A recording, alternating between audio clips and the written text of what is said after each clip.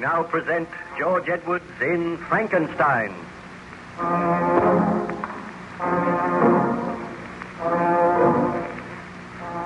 Baron Frankenstein had taken refuge on the ship Voyager, which was icebound somewhere near the North Pole.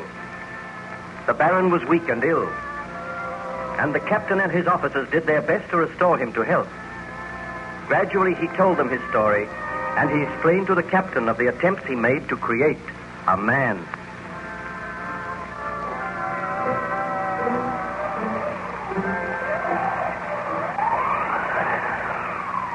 Do you feel able to tell me any more of your story now, Baron Frankenstein? Somewhere out in those white wastes, there is something which must be destroyed. The thought of it is driving me mad.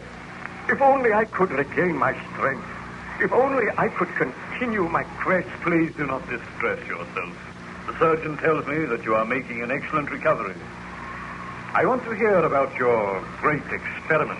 Well, I told you how my fiancée, Elizabeth, and my friend Ernst Claval and myself waited in the laboratory during the violent thunderstorm, while up above us, exposed to the full fury of the storm, lay the lifeless body which I had made. For a full hour, we watched, and everyone seemed to be agitated.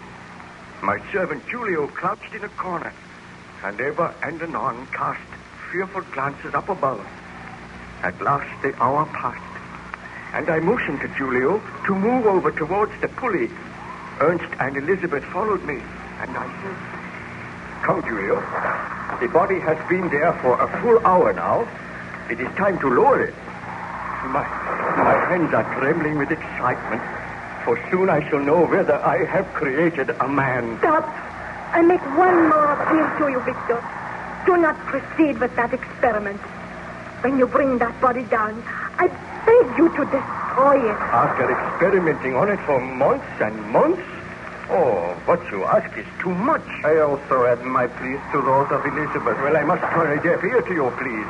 Help me with this pulley, Julio. I will, my master, but I am afraid the devil stalks abroad tonight. Ah, that is nonsense.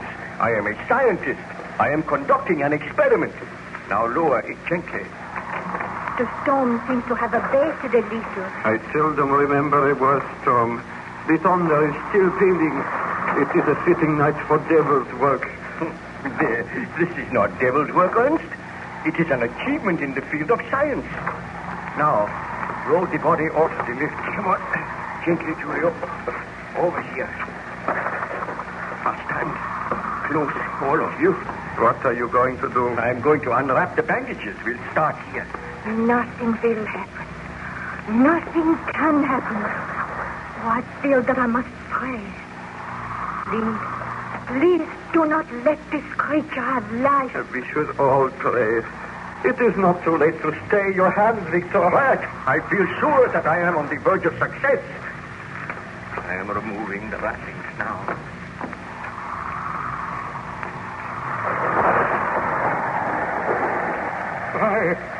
Look! The storm is increasing again. It sounds almost as if the voice of the heavens is protesting. Look at the face. It is horrible. I did not mean the face to be like that. I thought it would be beautiful. The skin is all drawn tight. It is awful. Oh. This is ghastly. There is no sign of life. Wait. I will remove the other bandages. I have never seen such a hideous, bestial face. No creature like that could have life. Elizabeth, what ails you? The eyelids. I swear I saw them flutter. The eyelids did move. No. We must be dreaming. The eyes are open. The horrible creature is looking at us. No. It has closed its eyes again. Julio, darken the room. The light is too strong. My master, let me take this hammer. Let me destroy the creature. You heard my orders. Lower the lights. I will obey. Look. It is raising one arm. It has life. My experiment has succeeded. I have created life. I am the greatest man the world has ever known. No other man has had such power. Victor, this is too horrible. Destroy it now. Destroy it now would be murder. Although this creature is terrible to look upon, it is a man. It has life. It has feelings just as you and I. Can it speak? Not yet. It must learn to speak, just as we had to learn. That awful noise. What are you going to do, Victor? I was prepared for the success of this experiment. So there is a room all in readiness for my creation. Unlock the door of that room, Julio. I am afraid that we destroy this creature. Come, Julio. You helped me to create this man. It is not a man. It is a monster. It is moving. It is struggling into a sitting position. Have you unlocked the door of the room, Julio? I have, my master. Then help me. We will move the creature into its abode. We will lock it in there. It will be your charge until tomorrow, Julio.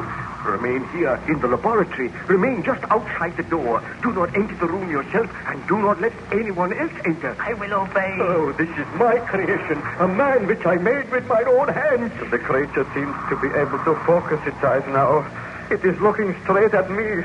Oh, it looks awful. I shall train it myself. Come, take the other arm, Ernst. Let us help it to walk across the room. No, I cannot touch it.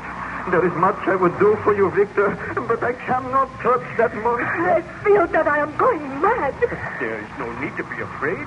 The creature is helpless. It can barely walk. You help me, Julio. Take the other arm. No, do not make me touch it. Do as I say. Look, I have taken one arm. Now, help it off the bench.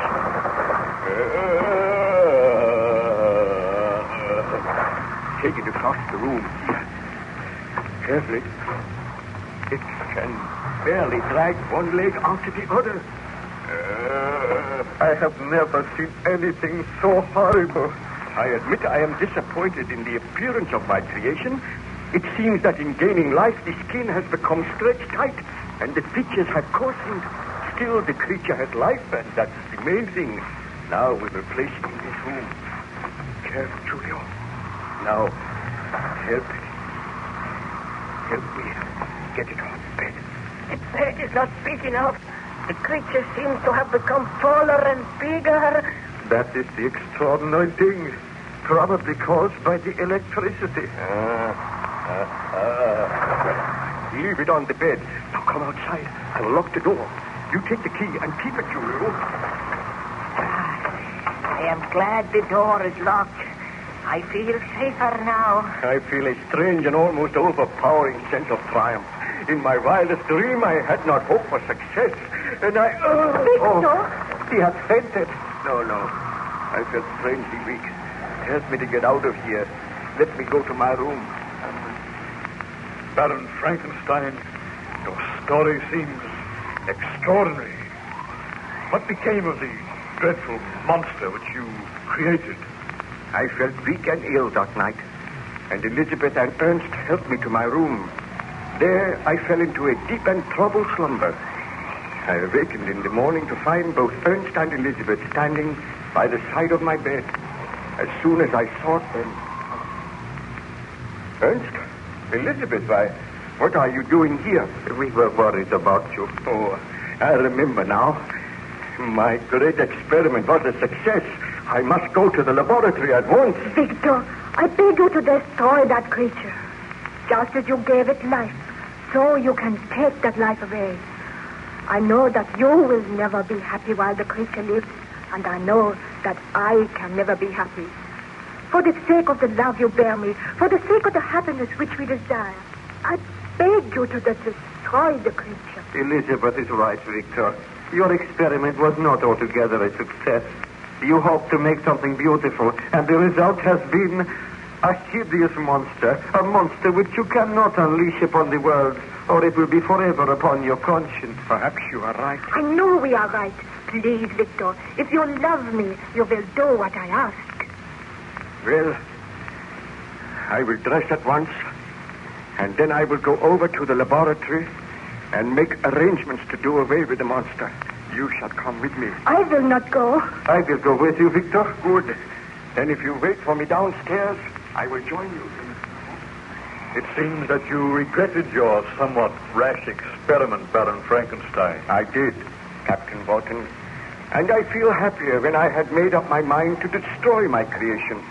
I dressed hastily and went downstairs, where I found Ernst waiting for me. We walked across to the laboratory and entered the room, and then I called for Julio. Julio! Julio! It is strange that he does not answer. I ordered him not to leave here. Look, the door of the room where you put the creature. There is no door there. It is wrenched off its hinges. What could have happened? Look, there in the corner. What is it? Let me see. Why, it is the broken body of Julio. The broken body of Julio? Yes, look for yourself. Oh, this is horrible. Let me look in that room. Is there anyone there? The room is empty. I am too late. The monster has escaped, and in so doing, he has murdered my servant. I have unleashed a horror upon the world. I can speak no more of the matter at present, Captain Walton. The memory of that horror is still too vivid. I beg of you, let me rest now. I will let you rest, Baron Frankenstein. I feel that I have not the right to sleep. I should not rest, but I must regain my strength. Try and sleep now. I will send the ship's surgeon to you, and tomorrow I will come and speak with you again.